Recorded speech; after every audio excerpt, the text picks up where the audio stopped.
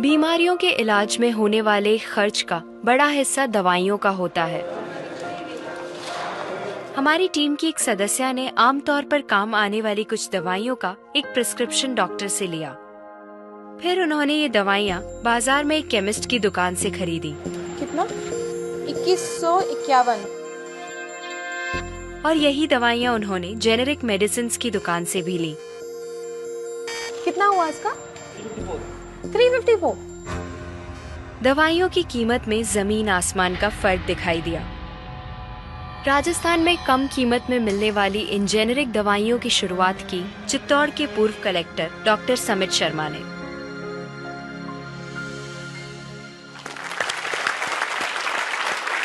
Doctor समित, मुझे बताइए कि ये कैसा मुमकिन है कि हमारी जो कॉरेस्पॉन्डेंट थी वो वही दवाइयाँ उन्होंने 2000 कीमत में उनको मिली एक दुकान में, और जो जेनेरिक मेडिसिन है उस दुकान में जब गई तो उनको कम में मिली, 300 में मिली। ये कैसे मुमकिन है?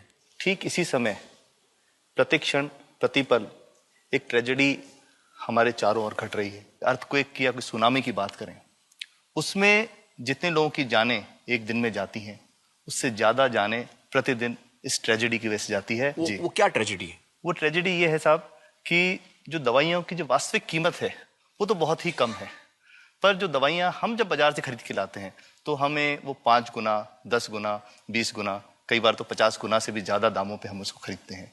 जैसे हम भारत में अगर देखें कि 40 करोड़ से ज्यादा लोग ऐसे हैं जो अपने लिए 2 वक्त की रोटी नहीं जुटा पाते, तो क्या वो दवा को खरीद सकते हैं? बहुत सारे लोगों को इस वजह से दवाई नहीं मिल रही। यस, WHO कहता है कि स्वतंत्रता के 65 वर्ष पश्चात आज भी 65% of the Indian population lacks regular access to essential medicine. जो मेन दवाइयां हैं, जो आवश्यक दवाइयां हैं, वो उन तक नहीं पहुंच पाती रकम की वजह से।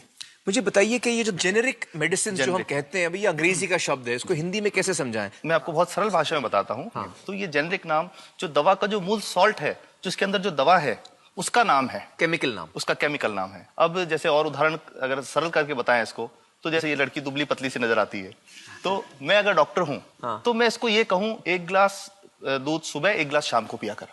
पर चिकित्सा के व्यवसाय में दुर्भाग्य से हमारे देश में ऐसा नहीं हो रहा।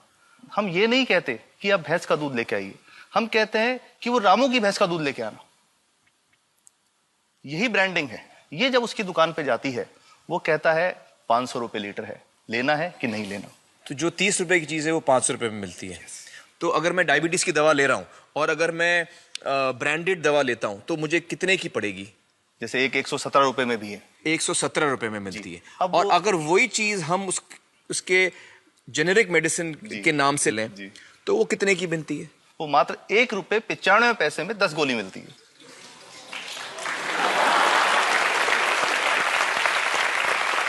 और दोनों गोलियों में कोई फर्क नहीं है किसी किस्म का? 100% समान, क्योंकि इसकी उत्पादन लागत ही इतनी है। उसका manufacturing, packaging, transport, retail margin, जो उसके मार्जिन जो हैं, जो हमारे ज्यादा वो सब मिला करके उतने की ही पड़ती है। कुछ कैंसर के मैं आपको उदाहरण दूंगा, उसमें एक ही दवा जो ब्लड कैंसर के काम में आती है जी, बाजार में 1.25 लाख रुपए का एक पैकेट मिलता है। 1.25 लाख का एक पैकेट जो 1 महीने चलता है। और जेनरिक में वही दवा जेनरिक में अलग अलग कंपनीज जो बनाती हैं, एक 10,200 में बेचती है, एक 8,800 में बेचती है और एक 6,500 में बेचती है। मतलब ये आपका ये कहना है कि आपके ये प्रयास से इतने कम में राजस्थान में पब्लिक को, आवाम को ये दवाएं पहुंचा रहे हैं आप इस वक्त? जी, क्या बात है।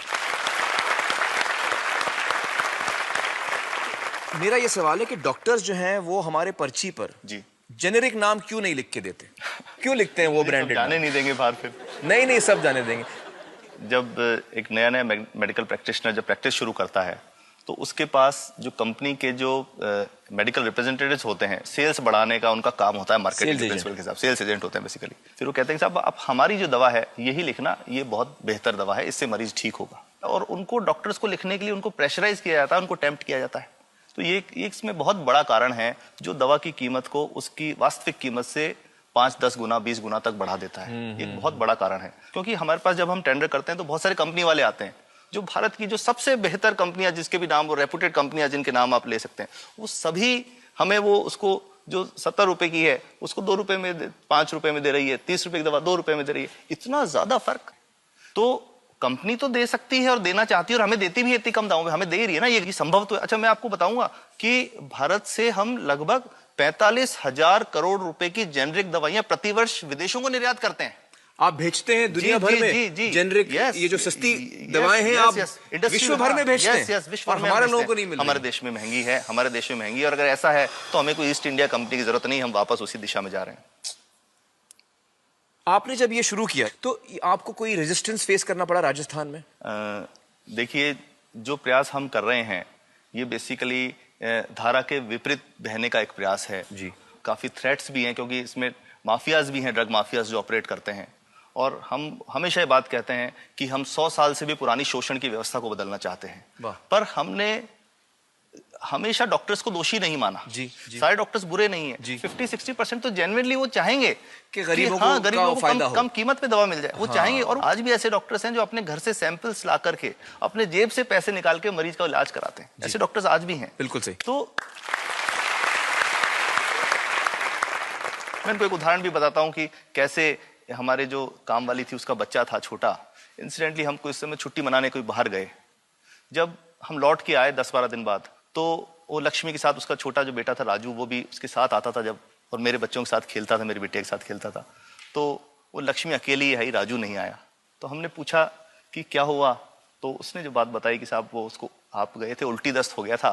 उल्टी दस्त की बीमारी के लिए वो जब दवा लेने गई तो केमिस्ट ने उसको कहा कि इसके तो 400 रुपये लगेंगे। तो उसने कहा साहब मैंने खूब मांगा, मेरे पास 400 रुपये मुझे नहीं थे, और मेरा बच्चा रात को ही उसको दस्त आते रहे, वो खत्म हो गया। और मैं आपको ये कहना चाहता हूँ कि वो जो दवा लिखी थी कि वास्तव कीमत 1.5-2 रुपये ही है, तो वो बच्चे की जान बच सकती थी। 65 वर्ष के बाद भी अगर कोई बच्चा उल्टी दस्त से मर जाए तो मैं नहीं समझता इससे शर्मनाक बात कोई हम लोगों के लिए हो सकती है। और सबसे बड़ी बात कि इसे आसानी से बदला जा सकता है। हमें सबको एक समन्वित, एक संगठित प्रयास करने की जरूरत है। ये तो कुछ भी नहीं है, कोई नई फैक्ट्री खोलनी नहीं, कोई नई दवा नहीं बनानी, ये